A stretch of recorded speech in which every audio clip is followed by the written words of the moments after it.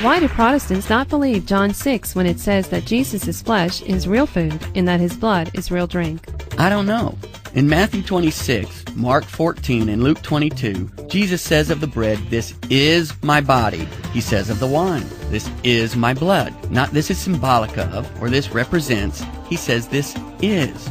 In John 6, he repeats himself like he does nowhere else in Scripture to emphasize the fact that he expects us to eat his flesh and drink his blood, and that his flesh is real food and that his blood is real drink. Anyone who says he is speaking symbolically and not literally simply is refusing to look at all the facts. Fact number 1, the Jews took him literally. We see that in verse 52. Fact number 2, his disciples took him literally. We see that in verse 60. Fact number 3, the apostles took him literally, verses 67 to 69. If everyone who heard him speak at the time took him literally, then my question is, why does anyone today, 2,000 years after the fact, take him symbolically? Also, in verse 51 of John 6, Jesus says that the bread which he will give for the life of the world is his flesh. When did he give his flesh for the life of the world? On the cross. Was that symbolic? If you think Jesus is speaking symbolically here when he says that we must eat his flesh and drink his blood, then you must also conclude that Jesus' death on the cross was only symbolic. It wasn't really Jesus hanging up there. It was symbolic flesh and symbolic blood. Jesus is clearly talking about the flesh that he gave for the life of the world. He did that on the cross. Those who believe he is talking symbolically here in John 6 have a real problem when it comes to John 6 verse 51. Did Jesus give us his real flesh and blood for the life of the world, or was it only his symbolic flesh?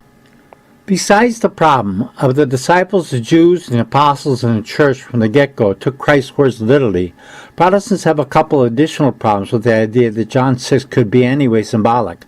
In John 6:48-51, Christ tells us that he is the new manna from heaven. If the new manna is just symbolic, that would mean the miraculous Old Testament that rained down from heaven for 40 years is superior to the symbolic, non-miraculous manna of the New Testament, which is Christ. And that is just an impossibility, since all New Testament is superior to the Old Testament.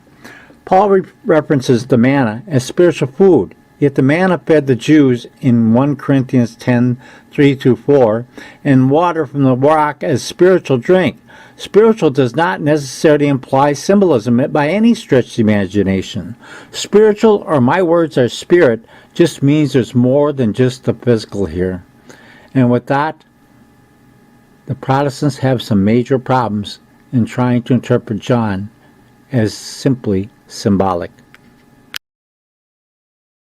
One final point. It is important to understand the roadblocks here. Protestants, like the Jews and disciples, find it is the eating of the flesh and blood of Christ is a hard saying. It is really repugnant and runs against human nature, but not against godly nature. What has failed to be understood is that we are consuming Christ's life-saving, resurrected body, blood, soul, and divinity. So God's blood will run in our veins, so his flesh will blend with our flesh, so his soul will blend with our soul. So as 2 Peter chapter 1 verse 4 states, we are to become partakers of the divine nature. We do not receive the Eucharist because we are good, but we go to become good. We receive the body, blood, soul, and divinity to be transformed, to become Christ-like, and it does not get more personal than that.